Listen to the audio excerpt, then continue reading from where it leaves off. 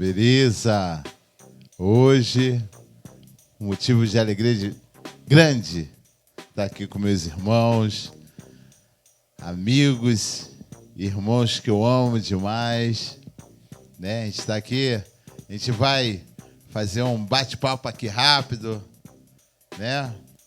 A galera entender um pouco da Old School. Se passaram 40 anos na década de 80, né? Para 2023, 40 anos. E hoje, a gente ainda ouve músicas da década de 80 e ela tem se mantido firme. E tem aquela galera que não conhece a história. Tudo tem um início. Hoje, a galera curte o funk, todos falam em funk, mas tudo teve um início. Teve um início. Alguém teve lá atrás que iniciar para que tudo isso acontecesse hoje. E tá aqui, ó, esse trio aqui que manda demais. Teve ali a época do Grandmaster Flash, ali no Brooklyn. Queria que você falasse um pouquinho, meu irmãozinho de Marcelo Gordo. Você conhece essa história bem, né? Como se iniciou, aquelas rimas, né? Não era nem chamado de... Hoje em dia a gente chama de hip hop, né? Mas eu acho que na época era rimas, né? E teve um início, aquela luta, aquela batalha, até chegar alguém que reconheceu esse trabalho. Esse cara aqui conhece e vai narrar tudo para vocês. Fala aí, irmãozinho. Boa tarde, Wilson. É um prazer estar aqui. Olha, na verdade, começa lá nos anos 70. Esse ano agora, o hip hop, a história, ele completa 50 anos.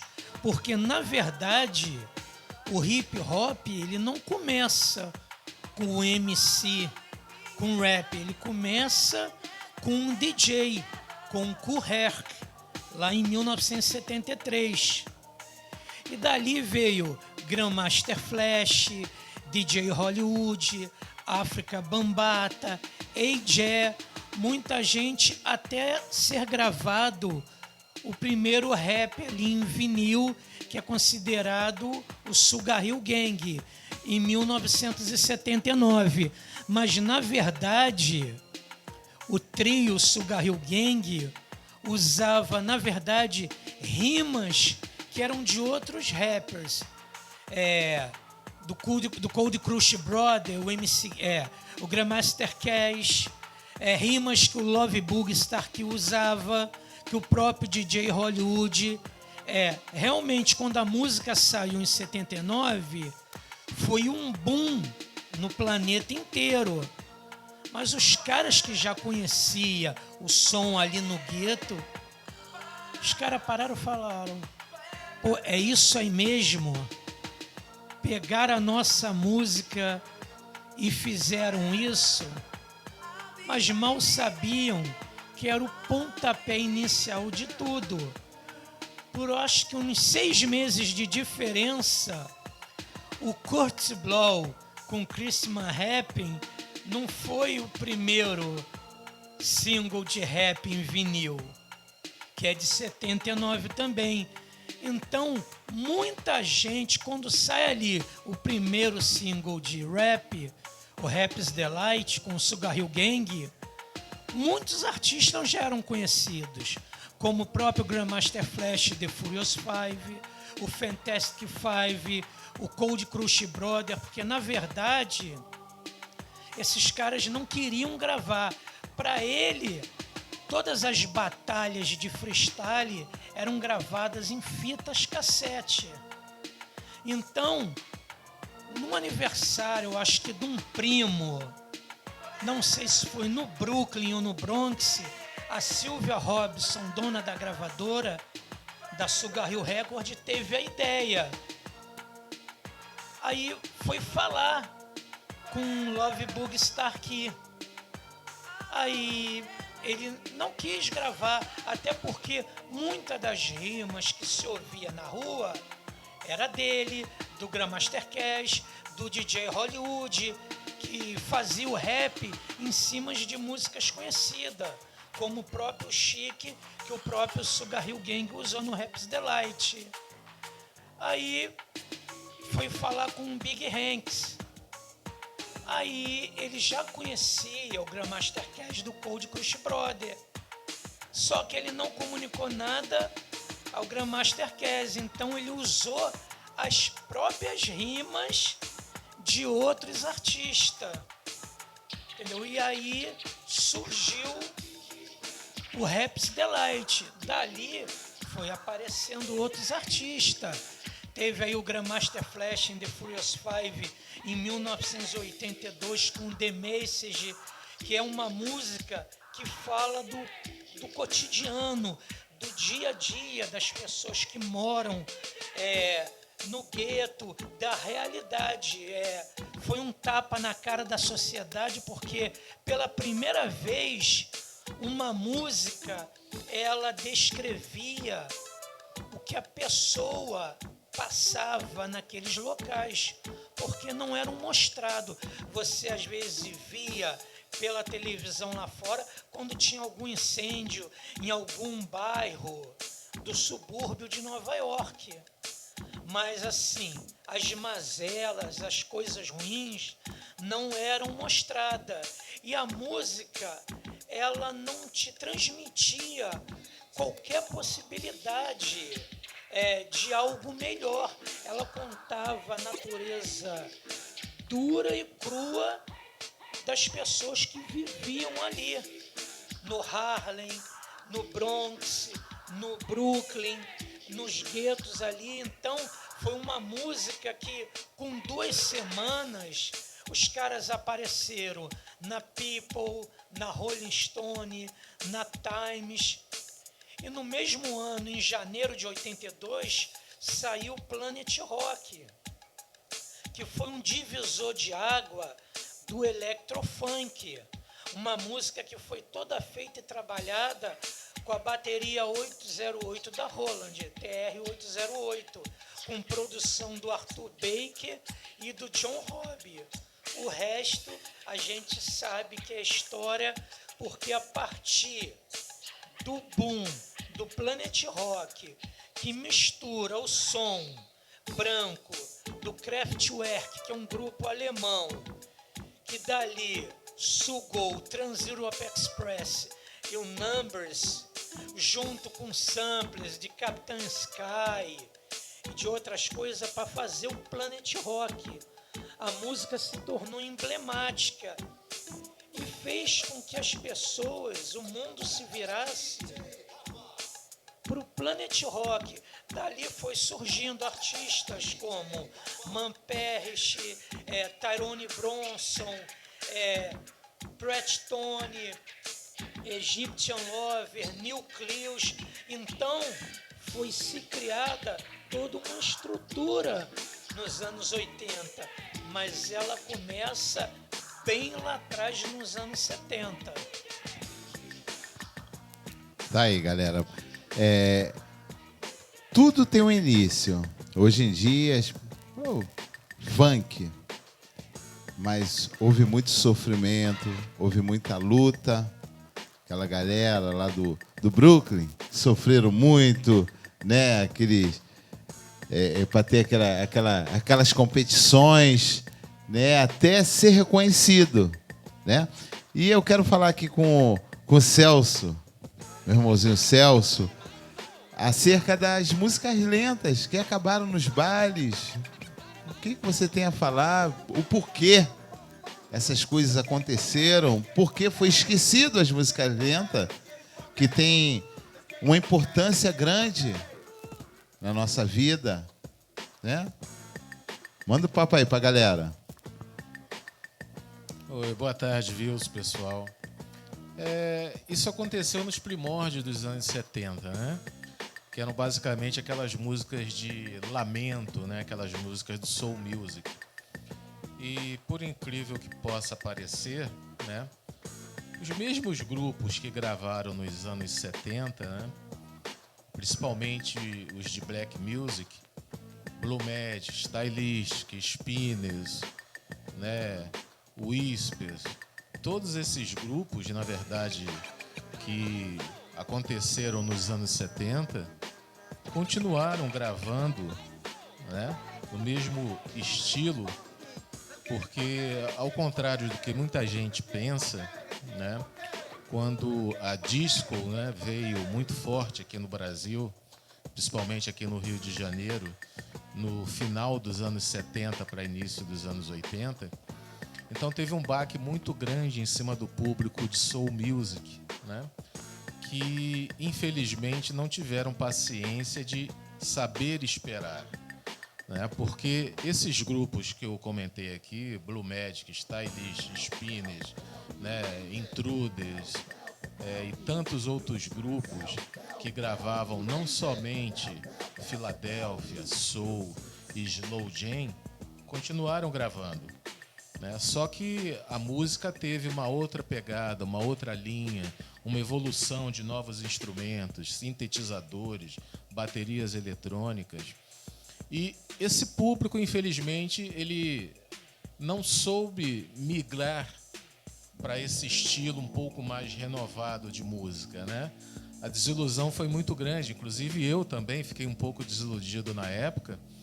Quando ia para um baile, não ouvia mais Chicago Gangster, não ouvia mais Bo Diddley, não ouvia mais James Brown, não ouvia mais Spinners, não ouvia mais Real Thing. E criou um buraco nesse período onde a disco veio com muita força, preenchendo esse espaço e o público. Agora, as músicas lentas durante esses períodos sempre tocaram, né? Até meados assim dos anos 80, isso era muito forte nos bailes. Você ter aquele período específico no baile onde você ia ter um espaço para ouvir música lenta. A coisa foi se perdendo, infelizmente, né? Nos bailes de corredores, nos bailes de comunidade, em que evitava-se tocar as músicas lentas porque começou-se a dizer que o baile esfriava, né? Quando se tocavam as músicas lentas. Mas, na verdade, o Slow Jam nunca saiu de moda, principalmente lá fora, nos Estados Unidos e Europa. Ele nunca nos saiu de moda e nunca se deixou de lançar músicas de Slow Jam no mercado. O problema todo é que chegou-se muito pouca coisa depois do início dos anos 80 aqui no Brasil e no Rio de Janeiro para ser divulgado. E muita gente passou a não tocar mais esse estilo de música nas rádios, né? O que dificultou muito a prospecção disso dentro dos clubes, quando tinham os bailes de equipe. Mas até hoje se tem lançamentos de música lenta lá fora, né? Existem muitos grupos ainda que continuam, né, cantando música lenta. O Jays é um grupo que está sempre botando alguma coisinha de Slow Jam em seus álbuns, mesmo sendo em CDs, né? E Midnight Star foi um grupo que perpetuou muito essa parte, principalmente do primeiro álbum dele nos bailes funk, né? E teve-se, na verdade, um grande problema das pessoas quando começaram a colecionar discos, né, de funk, de flashback da década de 80, de não querer colecionar mais esse estilo musical de Slow Jam, o que dificultou muito a divulgação de muitas músicas que hoje em dia fariam tranquilamente sucesso e parte de qualquer coletânea, né, de Slow Jam que fosse lançada aqui no Brasil. Mas existem ainda alguns clássicos que se perpetuam ao longo do tempo e vão continuar tocando também, né, eternamente. Acredito que não somente alguns na área de FM, mas alguns também nos encontros, né, onde as pessoas se encontram para ouvir música. E o bom gosto musical quando os amigos se reúnem também para poder estarem ouvindo boa música.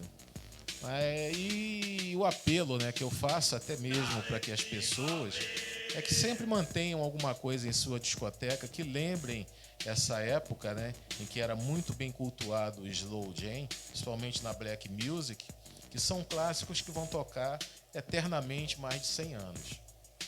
Isso aí, pessoal. Isso aí, foram palavras de um tremendo conhecedor. O que acontece? Hoje em dia, as pessoas dizem assim, as coisas têm acabado. As coisas têm acabado porque nós que vivemos temos deixado acabar. É o que o Celso falou hoje. Você pode tocar em outra plataforma. Tem a plataforma nova, tal. Pode tocar. Mas se você viveu a época, não custa nada você ser um conservador. Trazer à tona as músicas que o jovem hoje não conhece, não viveram. Tá entendendo?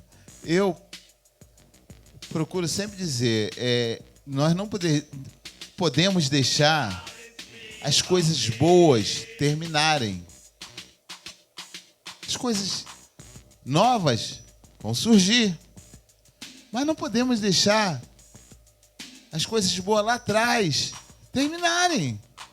Tá entendendo? Hoje em dia, a gente tem facilidade. Um exemplo, que a gente não tinha na época, de tomar um iogurte, comer uma carne. Mas a gente também não pode esquecer do angu que nós comemos na época. Então, essas coisas a gente não pode esquecer. A nossa raiz, tudo teve um início. Tá entendendo? Existia um grupo que sofreu para que tudo isso acontecesse. Tipo o Charme, teve o Corelo, que deu início. Lá, né, o Fernandinho. Essa galera que lutou, pelejou. O Fernandinho tocou nas rádios. Corelo pelejou, foi criticado. Foi, né, no início ali, algumas pessoas até rejeitaram, né, o novo ritmo que ele estava apresentando. Mas aconteceu, bombou, mas teve um sofrimento. Então, a gente está aqui se reunindo aqui para um bate-papo. Quer falar alguma coisa, Marcelo? Né, para um bate-papo, para a gente entender melhor, que é muito fácil hoje. As pessoas falaram assim, funk. Essa palavra é forte, filho. James Brown já desceu a sepultura. O cara que honrava o funk. Michael Jackson, que veio dando segmento também, ensinando a galera novos passos que a gente nunca imaginou. Quem imaginou andar para trás? Michael Jackson veio com essa nova introduzindo e o mundo todo aprendeu o passinho para trás. Então a gente tem que valorizar a quem iniciou. Uma coisa que o Marcelo ele faz demais é se aprofundar. Vem, pessoal, fala assim, o Marcelo conhece muito, mas estuda muito, aprofunda. Marcelo conhece até o nome da família toda do Neucreuse. Falar primo, prima, cunhado. Isso é estudo. Então, a gente tem que se aprofundar nas coisas, né? E procurar as pessoas que viveram a época, mesmo que tenham tecnologias novas, procurar manter e conservar tudo que iniciou lá atrás. Vai lá, irmão. Na verdade, Vils, eu acho que tem como tudo se perpetuar como está se perpetuando. A gente não pode esquecer nunca de quem estava lá atrás. Um Luizinho diz que Jockey Soul, um Mr. Funk Santos, um Big Boy, um Ademir Lemos, um Marcão da Cashbox, Max Peu, Dom Filó, Zé Black, Naldo, Carlinhos Nazista, Tony Minister, Funk Gil, Peixinho, essa galera ali que, tipo assim, e outros que sempre mantiveram toda a estrutura ali. Você tinham vários bailes antigamente, Caxias tinha vários bailes, Zona Oeste tinha vários bailes, até na Zona Sul tinham bailes, entendeu? Mas assim, não esquecer de quem estava lá no começo, quem fez, quem estava lá no início, o próprio cientista na Hollywood tocou muito disco funk, Camarão, entendeu? Muita gente, se você parar, é muita gente, Iones, Orlando, da Cassino, eu falei Samuel, entendeu? Eu falei o Peu, todos eles são referência, entendeu? Porque estavam lá no início, cara. Então, Corelo, Fernandinho, esses aí, todos eles, cara, são referências obrigatórias, porque estavam lá no início. Então, as pessoas têm preguiça. Hoje tem o Google, as pessoas têm preguiça de pesquisar, cara, sobre os artistas.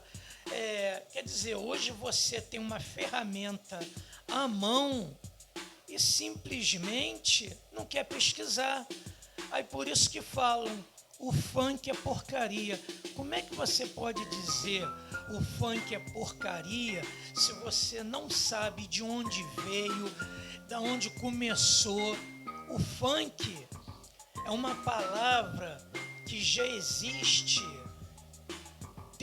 foi falado num jazz dos anos 40, entendeu? Essa palavra foi citada, entendeu? O James Brown cansou de falar em suas músicas. Se você pegar música de Parliament Funkadelic, Barcase, Bill Sumner, fala sempre na palavra funk, porque foi um ritmo que surgiu lá nos anos 70, dentro do soul, cara, e ficou. Então você não pode pegar qualquer porcaria e dizer que é funk. Você não pode pegar um bolero e dizer que é funk. Pegar um heavy metal e dizer que é funk.